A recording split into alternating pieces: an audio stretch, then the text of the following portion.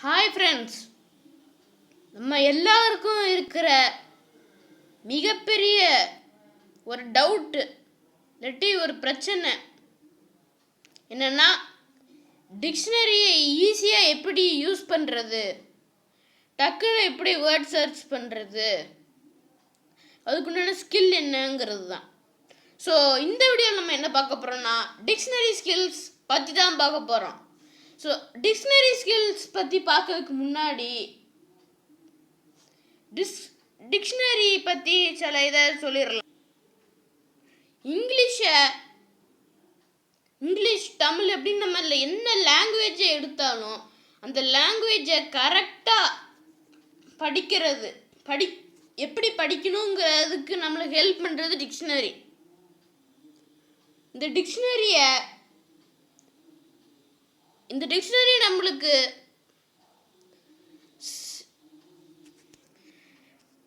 வார்த்தைகளோட அர்த்தத்தை மட்டும் கொடுக்காம அதை பற்றின இன்ஃபர்மேஷனு,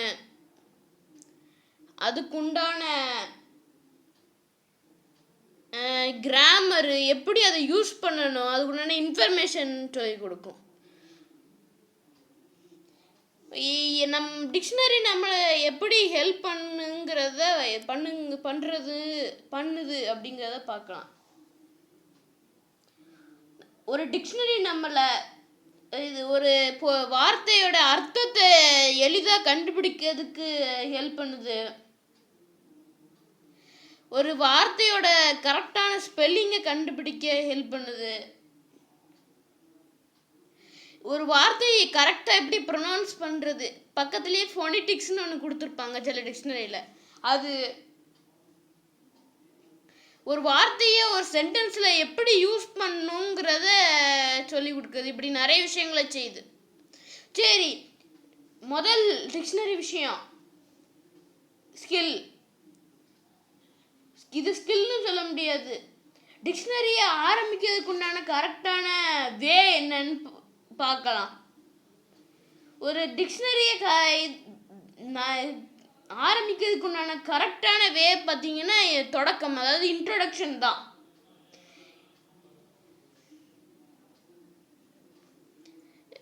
இந்த இன்ட்ரோடக்ஷன்ஸ்லாம் பார்த்தீங்கன்னா எப்படி என்ட்ரிஸ்லாம் பதிவாயிருக்கு, சிம்பிள்ஸ்க்கு உண்டான அர்த்தம் என்ன, இப்படி பல விஷயங்களை சொல்கிறது தான் இன்ட்ரோடக்ஷன்.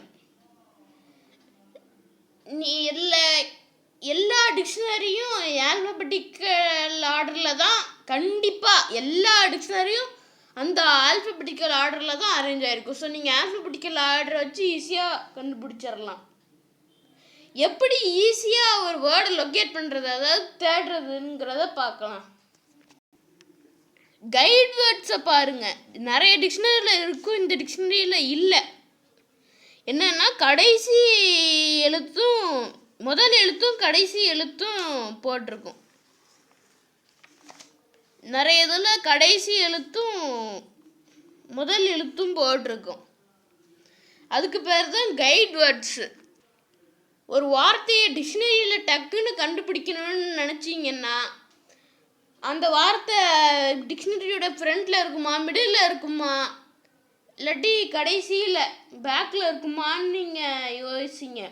ஸோ ஃப்ரண்ட், மிடில், பேக்னா அந்த ஆல்ஃபபெட்டிக்கல் ஆர்டரில் தானே அரேஞ்ச் ஆகிருக்குன்னு சொன்னேன்.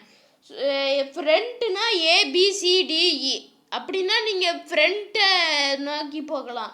மிடில்னா FGHIJKLMNO மற்றும் P. மீதி உள்ள QRSTUVWXYZ இதெல்லாம் பேக்கு. இதெல்லாம் வச்சு நீங்கள் டக்குன்னு கண்டுபிடிக்கலாம்.